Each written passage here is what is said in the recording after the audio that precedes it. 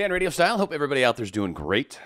Manifesting creates change. This is something I think a lot of us kind of forget about. It can be a byproduct of trying to create that which you are seeking, right? And so maybe you're trying to create a relationship with somebody. Maybe you're trying to rekindle something with somebody. Maybe you're trying to get that new job. Maybe you're trying to increase your wealth, right? You're trying to increase your levels of happiness based off of external circumstances that you're trying to make happen. A lot of times when we start working on these manifestations, for them to come true, they require things to happen. Now, maybe for example, just to use the relationship situation, maybe you are going to be heading into a relationship. In order to do that, you might need a little extra disposable income, right? You might need to be able to pay for a date. You might need to maybe have your own car, and maybe you don't currently, right?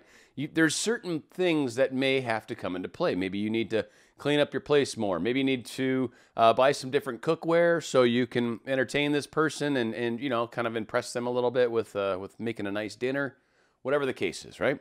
Or maybe the case you're trying to manifest a car, right? You need more income. Got to somehow figure out a way to enhance your income. Well, sometimes that can cause a need for a new job.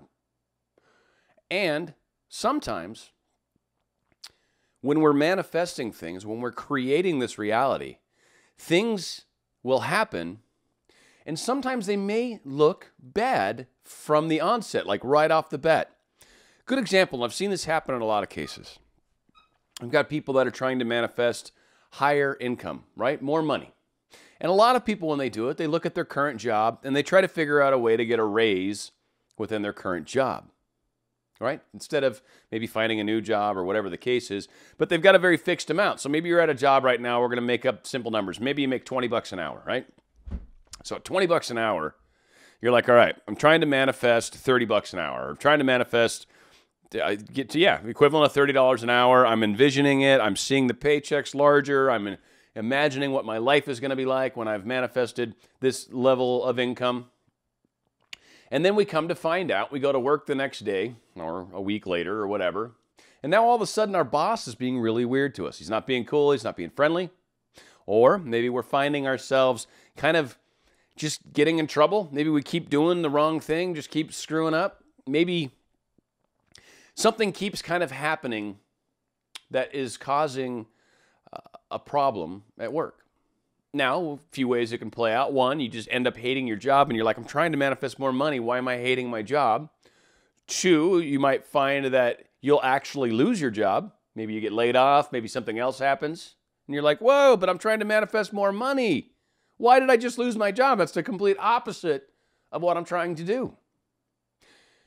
A lot of times, in order to get the manifestation that you're asking for, requires change. Requires your current situation to change. You want to make $30 an hour, you're not going to do it where you're currently at. You might want to, and you might try to manifest that. Now, I will say again, when we try to force our manifestations into a place where they don't necessarily belong, example, I'm working a $20 an hour job, and I'm trying to make it a $30 an hour job, that job's not budgeted for that. That job can't support a $30 an hour person. It just can't. It doesn't generate enough income for the company. So it's not even possible. It's not going to happen. And if you keep forcing that path, you'll probably find it's taking you an extremely long time, or it might take you 10 years to finally get to that $30 an hour. And that's just only through cost of living increases, but you got there. So it may take a super long time if you're going to force it in a certain direction, instead of being open to what the universe is trying to do. The universe is trying to guide us where we'd like to go. We're asking to go to this newer, higher job, higher income, then the universe is going to try to help us get there. Same situations can be with relationships. Sometimes you might be trying to get into a specific relationship with someone. In order for that to happen, other relationships may need to occur. You may need to date somebody just to get an understanding of something before you go into this relationship, because the second you show this insecurity maybe that we have, right? Maybe we don't think we're cute enough, but this person that we're interested in is a very confident person and finds it extremely unattractive when people have that lack of self-worth, or when people start to have self-esteem issues. Like, it's bothersome, it's tiring to some people, right? So if you were to demonstrate that to this person you're trying to manifest, they'd push you away. So in order to manifest that person, it's going to require us to change. There's going to be some changes involved. This is something that is super important for us to keep in mind.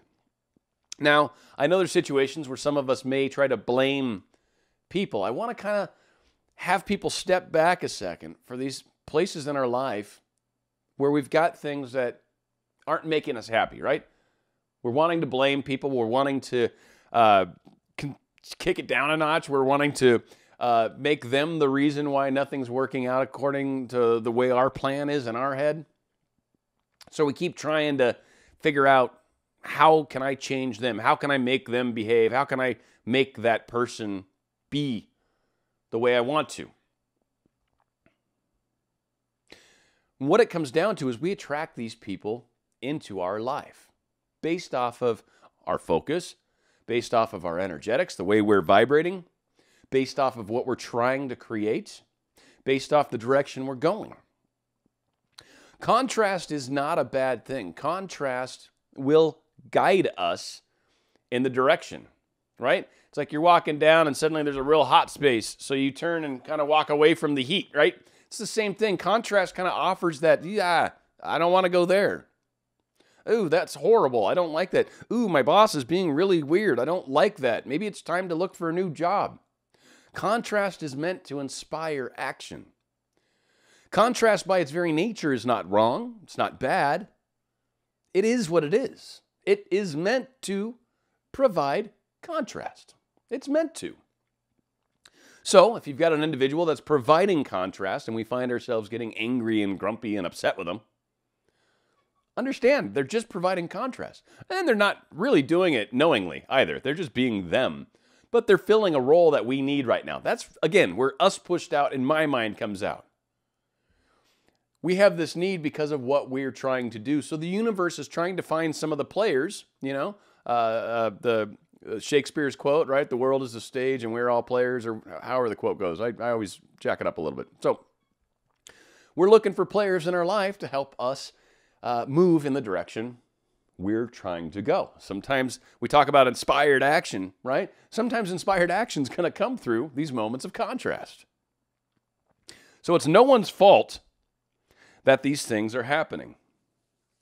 And if something happened that's caused some sort of perceived loss, for example, maybe we lost our job, maybe there's a breakup that has occurred, right? Maybe some sort of situation has happened that seems to be kind of screwing up our whole approach, our whole plan. Stop for a second and realize it's doing what it's intended to do, that this is part of your manifestation. There's no, just perfect, constant, everything is always perfect in life. There's meant to be ups and downs. There's meant to be ebbs and flows. There's meant to be troughs and peaks and valleys and everything in between. Now, some of us prefer those to be less dramatic. I kind of like a little more of an even flow through my life, right? I don't need things that are overly exciting and overly drastic. I'm cool with just, it was a good day, it was a bad day. Yeah, but they don't need to flex and fluctuate all that much for me, and they generally don't. That's just because I don't like drama. That's me. Some people love it and live for it, and they've got all sorts of ups and downs in their life, whatever. This is by our creation. This is what motivates us. This is what causes us to get better at this, to push forward, to learn, to change, to grow.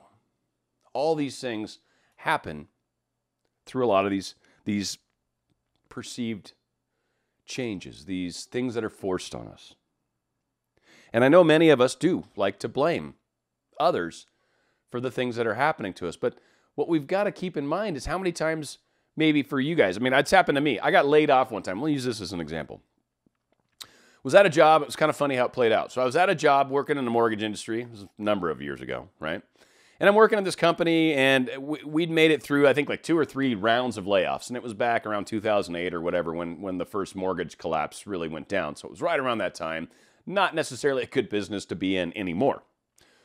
So that's also part of it, right? So I'm in the business. I've survived a couple layoffs. It's like, whew, okay, I need to get out of here. So a good friend of mine went to another mortgage company, and basically hit me up and says, hey, would you be interested in coming over here and doing some analytics type stuff for us? I was going to be doing some auditing and some other things like that. And I'm like, yeah, that sounds great. So I was able to finagle a decent raise. It was a nice jump. I want to say probably close to 20% at the time. And it was like, all right, cool. So got in over there. And I don't know, I want to say it was about 9-10 months into the job. And I started realizing that this is not going to continue. And literally real close to the year mark, right around there, give or take, they pulled me into the HR office and basically said, yeah, we're gonna let you go, basically laying you off. There's not enough work for you. So, thanks for everything, but no thanks, right? And it was like, oh my gosh. So, of course I have a condo. I'm worried about making payments. I'm a little scared. And I was very involved at that point and really trying to start growing my career. I'd just come back from Tennessee. My first job at the mortgage company, that really was the first place I started working when I got back here. Wasn't paid overly well, managed to get a couple jumps there. Here I am getting about a 20% jump to go to this other company, and then bam, I get laid off. Literally within about 5 days, I ended up landing another job with about another 15 to 20% raise, mind you, at another company where I spent 5.5 years and very heavily got into, this is where I got into programming, where I got into coding. I never saw myself going down this path, but I was trying to lead myself by, I'm envisioning this world where I'm making more money, where I'm living in a nicer place, right? Like I was doing these techniques and my life was starting to head in that direction. It was unfolding. And sometimes through these bad moments, the good things will happen. So it's really important to kind of keep that in mind and to remember, hey, this is, part of the game. This is how it's meant to be. So sometimes when one door closes, they frequently say, another door opens, or even sometimes maybe it's a window that opened. Remember, change is going to be part of this. Enjoy that. See it for what it is. Embrace it, because that is what we're creating. Creation is change. Things aren't going to stay the same way. I can promise you that. And I think a lot of us try so hard to hold on to how things are, but I want it different, but I want it the same, but I want it different. Can't do both. And it's not going to stay the same. It can't. Impossible. Even relationships. Over time, a lot of people try to get back to the romance phase. Oh, I loved it when we were so in love, when all they could do was just stare into our eyes and they just loved us. And now, I don't know, it's become kind of common and normal. And yeah, that's relationships. It's the honeymoon for the honeymoon. And then you're in the relationship, and then it's a span of getting to know each other, growing together, spending time together. But it doesn't have that newness anymore. It doesn't feel like a child going to Disneyland for their first time anymore. It doesn't have that woo anymore. Now it's just love. I deeply love this person. I want to be with this person. I enjoy talking with them. I can't wait till they come home. It changes. And it can't stay the way it was. And a lot of people want it to. And you can't. That's part of the growth. Yeah, you can try to put more romance back into things. You can try to do a lot of things. And it works, too. Don't get me wrong. You can get into role-playing and all sorts of fun stuff. There's all sorts of games we can play. Twister, that's a fun one. Anyway, sorry. Dirty mind. I can't help it. These things will play out and change and bring you towards what you're trying to manifest. Hopefully that makes sense. Hopefully it makes a difference. If you guys haven't subscribed, please do so. Click the little subscribe button or my little picture on the bottom right at the end of the video here. And then you can do the little bell icon that will, if you put the little lines next to it, it'll let you know whenever I put out a video. Thank you guys for joining us. Remember, manifesting creates change. You heard it here. It's Dan Radio Style.